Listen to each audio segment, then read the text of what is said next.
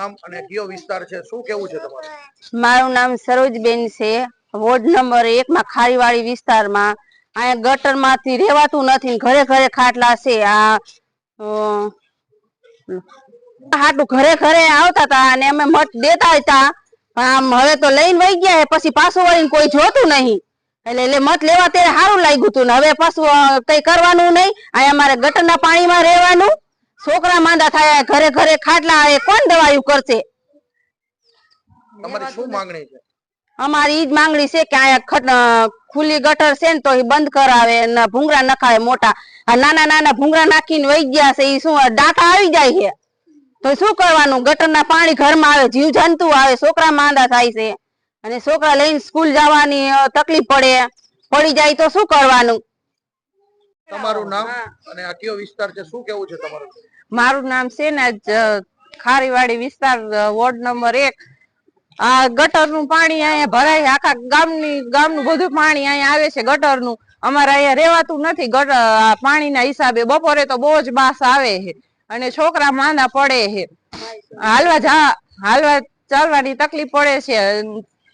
છોકરાને નિશાળે લેવા મૂકવા જવાનું, કપડા ધોવા જવાનું, પાણી ભરવા જવાનું, બધું અમારે હાલવાનો રસ્તો જ અહીંયા છે ને અહીંયા જ પાણી ભરે છે. અમારે હાલવાનું ક્યાંથી?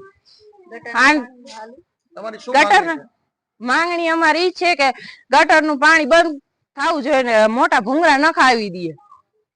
તમારું નામ અને આ સોસાયટીમાં શું તમારી વાચા છે, જરાક બતાવશો? ધનાભાઈ લવજીભાઈ. આ ખારીવાડીની ગંદકીમાં ખુલ્લી ગટર મિલી દીધી અને બાવરા નીકળે તો પાણી નીકળે ને ખારીવાડીમાં પાણી ચડી જાય, નાલા હાકડા પડે, બધા બાવરા હાલી જ નથી પાણી પેલા કરતા. તમારી માંગણી શું છે? અમારે આ પાણી દૂર ઓલું થઈ જાય એવી રીતને ગંદકી છે. તમારું નામ અને આ કઈ સોસાયટી છે અને આ પાણી ક્યાંથી આવે છે અને કેવી રીતનું પાણી આવે જરાક શું કહેશો તમારું? ચતુરભાઈ માજીભાઈ સોનગરા, ખારીવાડી, રામનગર, હળવદ.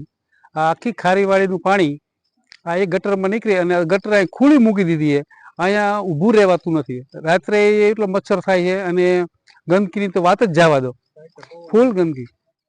પવન વરસાદનું બધું પાણી ભરાય છે અને નાલા ખમીએ, નાલું 2 મૂકવાની જગ્યાએ 4 મૂકવાની જગ્યાએ 2 મૂક્યા છે એટલે પાણી અહીં ભરાય. પાણી આખા ગામમાં ફરી વળે અહીંથી. આ પાણીનો નિકાલ કેવી રીતે કરશે હાલ નગરપાલિકા? હવે આ નગરપાલિકા હુજે તો રેલવે લાઈન ઉપરથી થાય, રેલવે નીચેથી જે નાલું રહ્યું અહીંયાથી ખોદકામ કરી અને પાણી નિકાલ કરે અને આગળની સાઈડમાંથી બાવર કે એવું કંઈ કાઢે તો જ આનો રસ્તો થાય. લો